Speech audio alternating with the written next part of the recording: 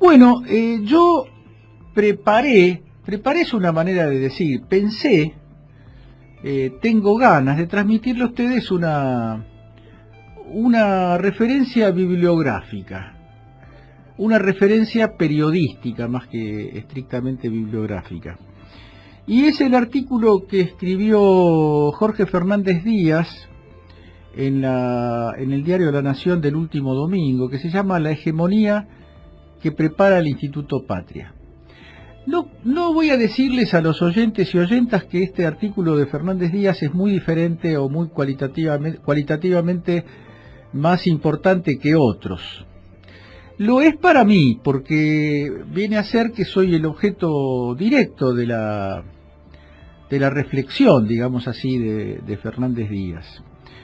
Porque la reflexión, el artículo se llama La hegemonía que prepara el Instituto Patria. El nombre ya es un nombre sugerente, es decir, parece que es una información sobre algo que se está haciendo. Ustedes saben, el Instituto Patria es el organismo, digamos así, de reflexión, de estudio, de investigación y de difusión que tiene Unidad Ciudadana y cuya dirección honorífica, podríamos decir, está a cargo de Cristina Fernández de Kirchner. Por eso el título es un título llamativo, es un título sugerente. Bueno, el asunto es que para mi sorpresa el objeto central del artículo no es el Instituto Patria y ni siquiera es desde el punto de vista formal, sí desde el punto de vista real, Cristina Kirchner. Pero desde el punto de vista formal no habla ni del Instituto Patria ni de Cristina Kirchner, habla de un servidor, habla de mí, ¿no? Empieza, bueno, con reflexiones sobre la diferencia de Cristina con relación a Perón y a Kirchner en cuanto a cómo observa, cuánta importancia le asigna a la reflexión intelectual, o más precisamente a la reflexión de los intelectuales. Dice Fernández Díaz que Cristina, la pasionaria del calafate, le llama en una literatura así muy original, en un estilo Jorge Asís un poco desmejorado, pero interesante. Se tomó casi siempre, dice la pasionaria del calafate, se tomó casi siempre en serio a los pensadores del palo y se mantuvo fiel a sus ensoñaciones. Todo el artículo, yo digo, no quiero cargosear en la lectura literal del artículo, pero sí decir que todo el artículo está cargado de estos guiños, de estas gambetas cortas, lujosas y entretenidas para el público, un poco vacías para mi gusto, pero bien logradas literariamente, no se puede negar esto.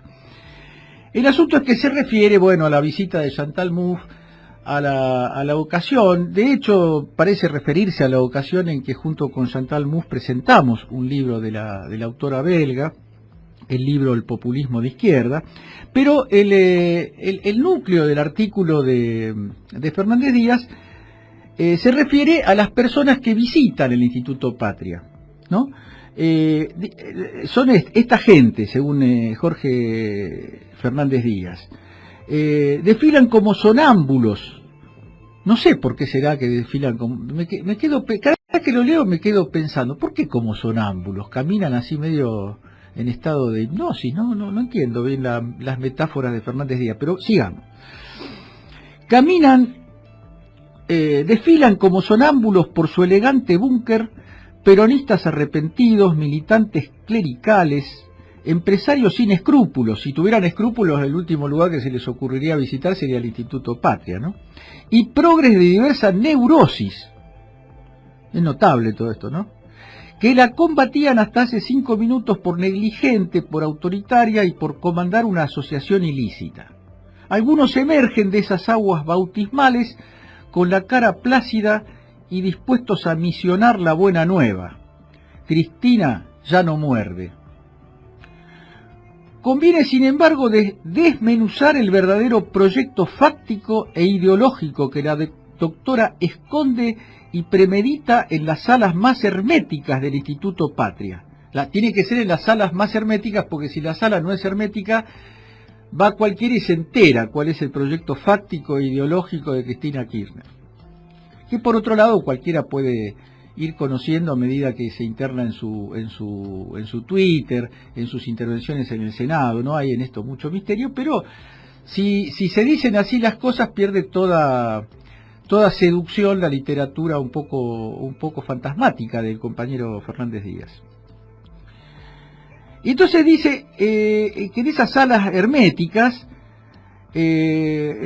pasa por ahí el marco conceptual que el gran traductor de Laclau susurra en sus oídos. Yo venía leyendo y digo, ¿cuál será el traductor de Laclau? Primero que no veo la necesidad de traducir a Laclau, porque todos sus libros, o por lo menos sus tesis fundamentales, están escritas en español, así que traductor como traductor no parecería que hiciera falta. Pero el traductor dice, me refiero al politólogo Edgardo Moca. Ahí ya mi asombro empezó a ser desbordado. Articulista interesante, gracias, autor del reciente ensayo El antagonismo argentino, ex marxista-leninista, enemigo de la socialdemocracia y nacional populista ilustrado, algo que se echa de menos en ciertos kirchneristas de renombre, más afectos al panfleto que a los libros. Bueno, no voy a aburrir con toda una retahíla de frases que tienen un único. Yo quiero tratar de transmitirles a los oyentes lo que para mí es el sentido de esta nota, porque hay que encontrarle un sentido, porque en la agenda de nadie está la existencia de un tipo llamado Edgardo Moca que resulta ser ideólogo de Cristina Kirchner y que le traduce al oído las enseñanzas de Ernesto Laclau. Esto es tan burdo que si no fuera burdo podríamos decir que es pintoresco, pero es burdo. Pero no importa esto, porque la cuestión de este comentario no es la autorreferencialidad de transmitirles qué impresionado estoy por esta referencia inusitada, un poco insólita que hace a mi persona Fernández Díaz. Yo creo que el género que practica Fernández Díaz en este artículo es el género de la advertencia, el género del miedo, el miedo político, que consiste ¿en qué? Consiste en un balance de lo que está pasando en el Instituto Patria, consiste en un balance de lo que está ocurriendo en el peronismo, en un balance de lo que está ocurriendo con la principal figura del peronismo, de la oposición, y me atrevo a decir con la principal figura política de la Argentina, es decir, Cristina Fernández de Kirchner. Está ocurriendo que del proyecto inicial, de su aislamiento, de su corrimiento del centro de la escena a fuerza de citaciones a Comodoro Pi, insultos mediáticos, coros que día y noche hablan de la asociación ilícita, de los PBI que se robó, de todas esas cosas, a contramano de ese proyecto que ni siquiera diría empezó el mismo día que el gobierno de Macri, empezó mucho antes, ya cuando Cristina Kirchner era presidenta, y casi yo diría desde el mismo momento en que asumió su primera presidencia. Ese proyecto de sacarla del juego, sacarla de la cancha a Cristina Kirchner, está muy averiado, y ese es el miedo que recorre toda la nota de Fernández Díaz.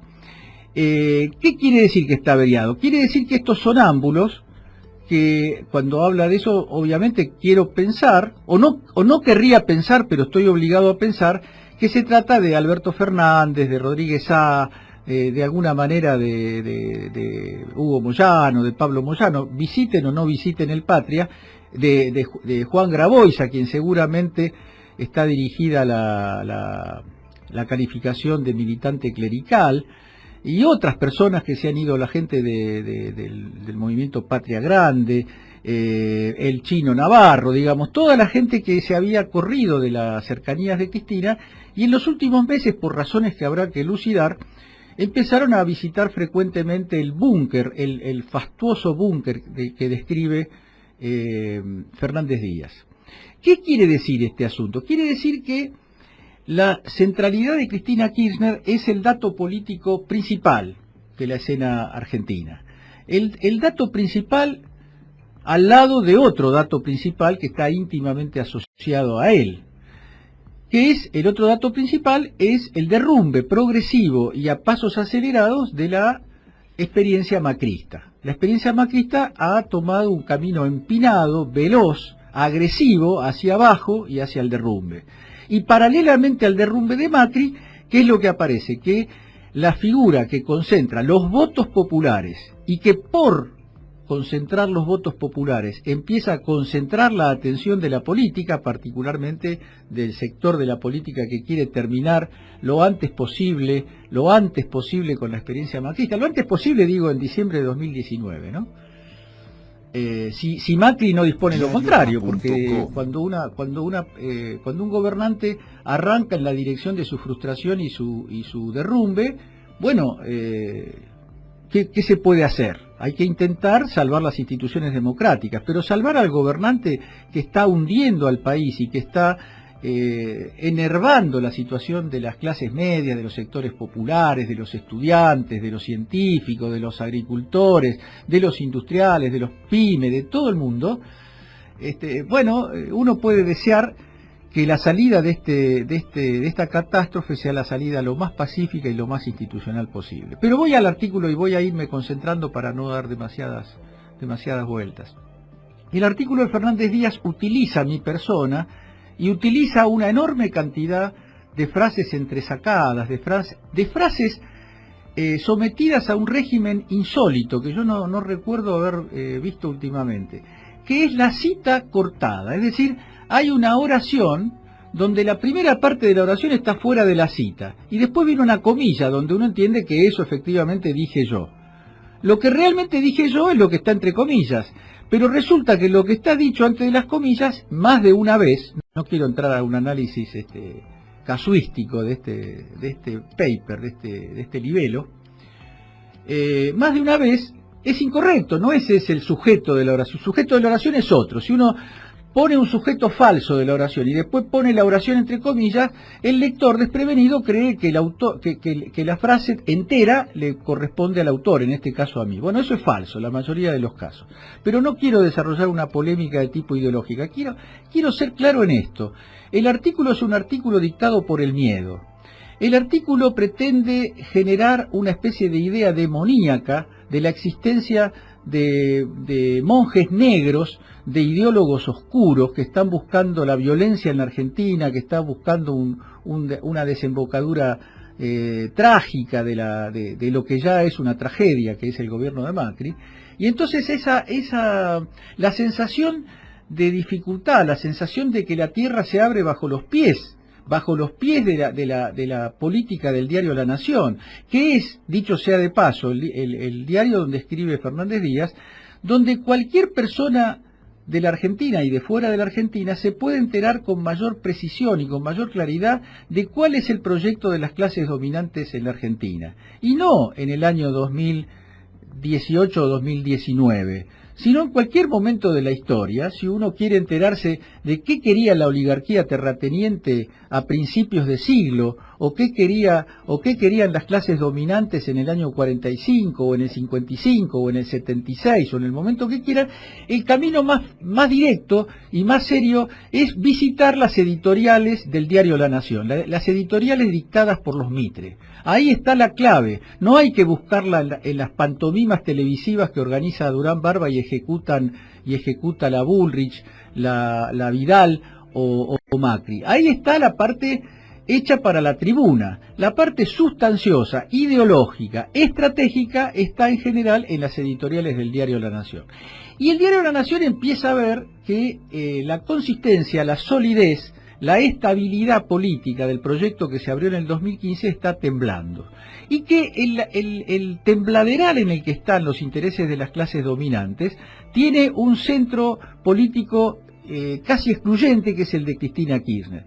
Y que alrededor de ese centro excluyente se van reuniendo fuerzas, por supuesto las fuerzas que siempre la acompañaron y que la acompañan más que nunca, contra los pronósticos del diario La Nación, de Clarín y de otros órganos que decían que después de la derrota electoral el kirchnerismo iba a ser una diáspora y se iba a convertir en una secta dividida, absolutamente marginada, absolutamente aislada del pueblo argentino. Todos esos pronósticos fracasaron de modo directo. Entonces, la idea es, el mensaje es, ojo, porque detrás de Caperucita Roja está el lobo feroz. Y cuando se habla de la ferocidad, se insinúan, hay una serie de insinuaciones. Yo invito a leer la nota porque no quiero perder el espacio para otras cosas que tenemos que hacer en el programa. pero todo lo que se insinúa tiene que ver con regresiones de época, porque hay referencias a la violencia de la década del 70, referencias a los momentos más duros del enfrentamiento político en Argentina, y trata de poner a quien habla, a quien está hablando ahora, en el lugar de un estimulador, de un ideólogo, de un organizador de esas desastrosas experiencias futuras que nos esperan, según Fernández Díaz, según el diario de los Mitre, si Cristina Kirchner vuelve a ocupar la primera magistratura de la República. Yo creo que esto se explica, porque la verdad es que es muy difícil, desde una columna central como es la de Fernández Díaz en La Nación, hacer una apología del gobierno de Macri. Por ejemplo, hablar de los ideólogos de Macri. Yo hace mucho que no escucho hablar de Alejandro Rosichner, por ejemplo. Está un poco envuelto en la neblina. No sé, por ahí es un hombre que trabaja en las sombras y lo están ocultando porque es el cerebro gris de todo. Yo creo que no, pero puede ser también, todo puede ser. Pero digo, ¿a quién se le podría ocurrir hacer una editorial de este tipo, en este día y con este formato, a favor de Duhovne, por ejemplo, ¿no? Un ideólogo, un especialista, un hombre formado en lo mejor del mundo académico, de las ciencias económicas del mundo académico nacional y global, un elogio público de Duhovne, o un elogio público del Rabino, o un elogio público de Patricia Bullrich. Es muy indigerible eso, es muy difícil de sostener, pero no solamente por determinados estereotipos que uno pueda tener sobre esos personajes, sino por los resultados de la política. Si uno lo pone a Duhovne en el centro de una mirada esperanzada, de una mirada admirativa, va a tener que explicar qué es lo que pasó en la economía argentina durante el periodo que fue ministro de Economía, que fue y es, ¿no? Y lo mismo ocurriría con Prat Gay, lo mismo ocurriría con los ilustres presidentes del Banco Central que hemos tenido, ¿no? Con Schwarzenegger, que aparte es Sturzenegger, no Schwarzenegger. Me salió un chiste sin querer. Con Sturzenegger, que es un reincidente en la estafa financiera a la sociedad argentina, o con otros. Entonces, como no se puede elogiar la política de Macri, los logros de Macri, el carácter excelso de sus colaboradores, el carácter brillante de su equipo, el mejor equipo de los 50 últimos años según se sabe, entonces hay que construir una especie de aparato monstruoso que funciona a la luz del día, que cualquiera puede ir a visitar, puede conversar, puede escuchar charlas, puede participar en cursos, puede ir a verse con las personas que están ahí o que a veces estamos ahí. Quiero decir que yo no me paso la vida en el Instituto Patria, que cuando hay alguna actividad para la que se me necesita, nunca digo que no, porque me enorgullece formar parte de ese colectivo. Pero acá está montado una especie de show, una especie de espectáculo misterioso, donde parece que se estuviera urdiendo una conspiración contra la democracia argentina, y este articulista interesante que dice Fernández Díaz, es el intelectual en jefe de esa conspiración. Yo digo, es mucha mentira, es mucho macaneo. Yo no sé si hace falta, Fernández Díaz, tanto macaneo. Por ahí podés ocupar tu lugar de una manera más sobria, de una manera más equilibrada, pero yo no estoy para darte consejos. Yo estoy simplemente para decirte, cuando quieras discutimos a Gramsci, discutimos a Marx, cuando quieras discutimos el gobierno de Cristina, cuando quieras discutimos sobre todo el gobierno actual de Macri. No en La Nación, yo no me estoy postulando para alcanzar esa especie de objetivo final de un intelectual argentino que se precie, que es escribir en las gloriosas páginas del diario de Mitre. No tengo ningún interés. Pero donde vos quieras que no sea el diario de La Nación podemos conversar, porque la verdad es que tendría muchas cosas para decir. Pero la principal que le quiero decir, no a vos, sino a los oyentes de este programa, es que el tono en el que está escrito nos tiene que llenar de entusiasmo.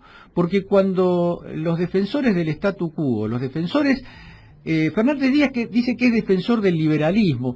Yo haría una puntualización ahí, la última, y con esto cierro. Porque Fernández Díaz abusa de mi supuesto antiliberalismo. Y yo quiero dejar explícito algo frente a los oyentes. Yo no soy un enemigo del liberalismo. El liberalismo ha dado grandísimos pensadores en el mundo y también en la Argentina.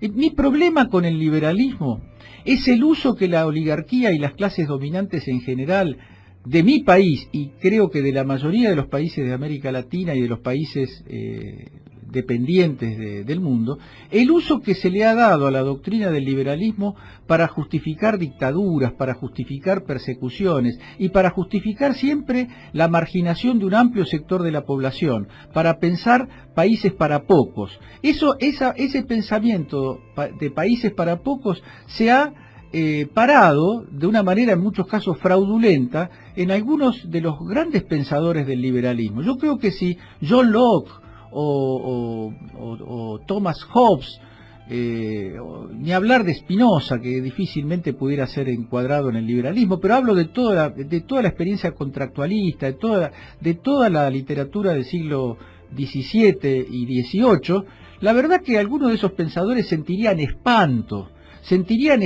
de saber y de sentir que están siendo usados por maquinarias perversas, que no tienen la más mínima sensibilidad, el más mínimo sentido de república y de democracia, que están siendo usados como si ellos hubieran avalado o hubieran respaldado este tipo de trayectorias como las que la oligarquía y las clases dominantes han llevado a nuestro país.